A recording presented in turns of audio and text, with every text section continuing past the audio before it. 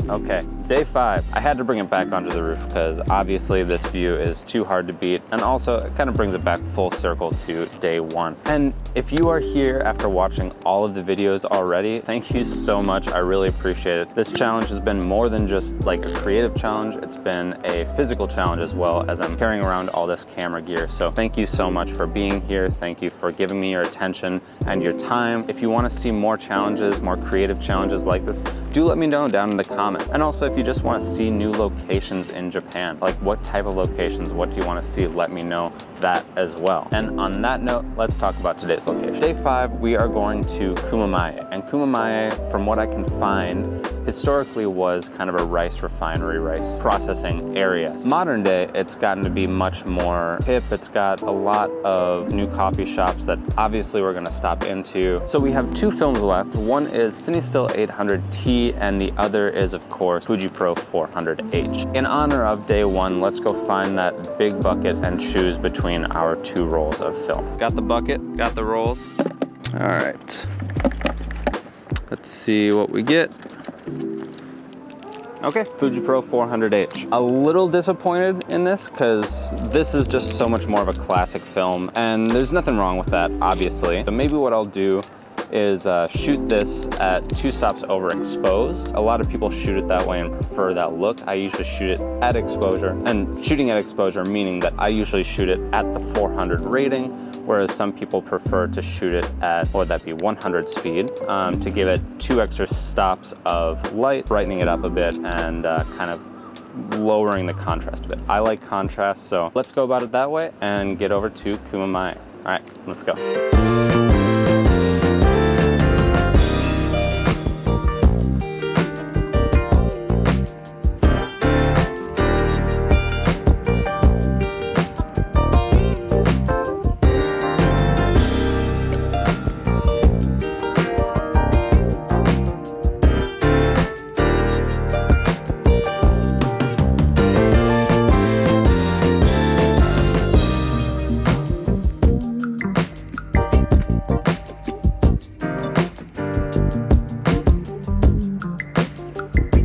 So what's kind of interesting about shooting this neighborhood is challenging in a different way in that comparatively to the last areas that I've been shooting, this neighborhood is so much more quiet. It kind of feels more like, you know, it's just a place that people live. Therefore, it actually creates a challenge in and of itself that, you know, I'm kind of forced to look at this a little bit differently. Like, how do I make a quiet neighborhood quite as exciting as like a place that's more notable for like its touristy areas? How does this neighborhood differentiate itself? Okay, so we're in Kuramae now, and I just went straight to the river because that seemed like one of the prettiest places to at least start out. An issue that I'm running into, and it was the same thing with Shimokitazawa yesterday, is that because of New Year's, a lot of small companies actually have these days off. So most of the stores and everything, both in Shimokitazawa and here in these like less touristy areas, are closed. So there's not quite as much to do or see or explore. So it's a super quiet residential neighborhood, which is okay. But I'm going to go into some of the neighboring districts to see what else I can find as well. So let's see what we can get.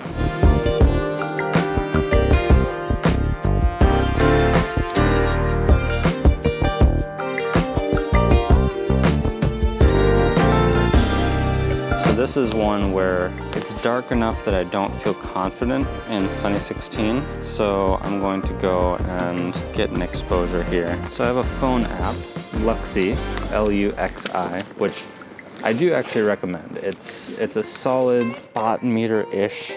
Like, it gets a general reading. I don't have a bulb for it, but for this, I think it needs proper reading. So I'll just get it next to these leaves because that's kind of what I want to expose for. We're at about a little over 125. Well, the spot meter actually got it pretty much on the mark, so I wasn't feeling confident in it, but it actually did quite well. I want to get this bike in here as well.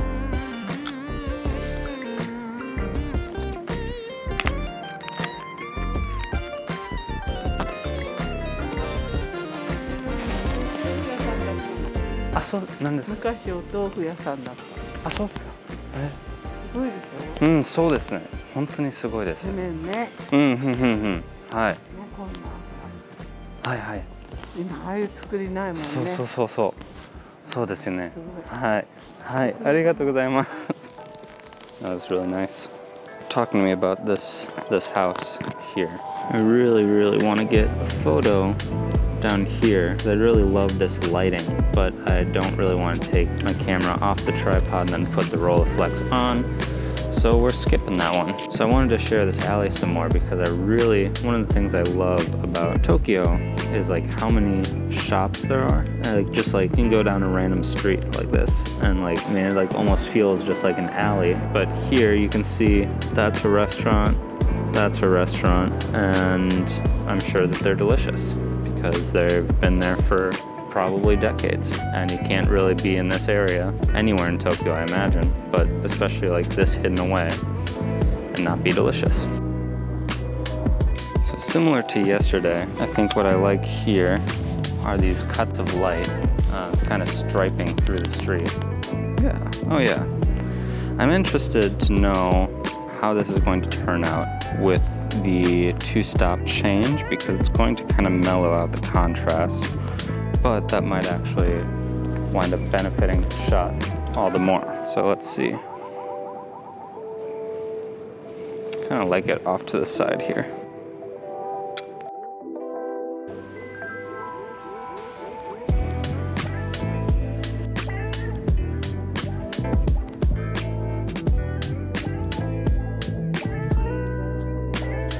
And this area was so much harder for me to shoot. So that'll do it for Kuramae, and sit tight because the episode isn't over. I still have that roll of Cinestill, and I'm thinking I'm going to go back to Ueno and walk through those streets with the Cinestill 800 this time, and maybe even go over to like Yakitori Alley, get some shots there as well. And yeah, you know, it is probably like the most touristy thing that I do for this whole trip, but I got Cinestill 800 in medium format and I'm absolutely going to use it here. So I'm just going to enjoy it. Please enjoy the rest of the video and thank you so much for watching. See you soon.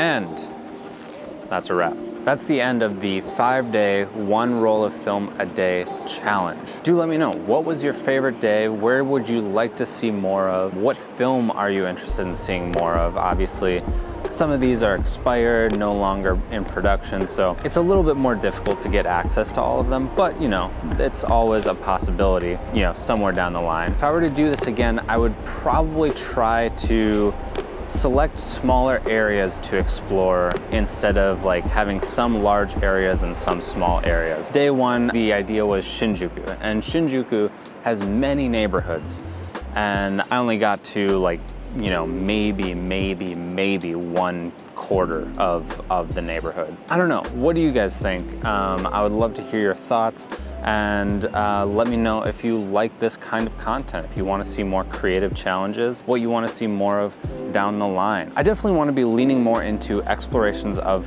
creativity as opposed to just photography and film photography. I would probably use film photography as the main catalyst for most of these projects, but my background is in filmmaking and music videos and things like that. So if I could get more projects in that regard, I would kind of have the ideal situation where I could be making stuff, challenging myself creatively, and always kind of adding something new, spicing things up a bit. If you're still here, thanks so much. I really appreciate you watching all the way to the end.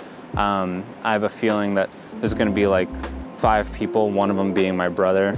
Love you, Nick. So that'll do it for the 5-day film challenge, 1 roll of film a day, and I'll see you when I figure out what we're going to do next. So, later, y'all.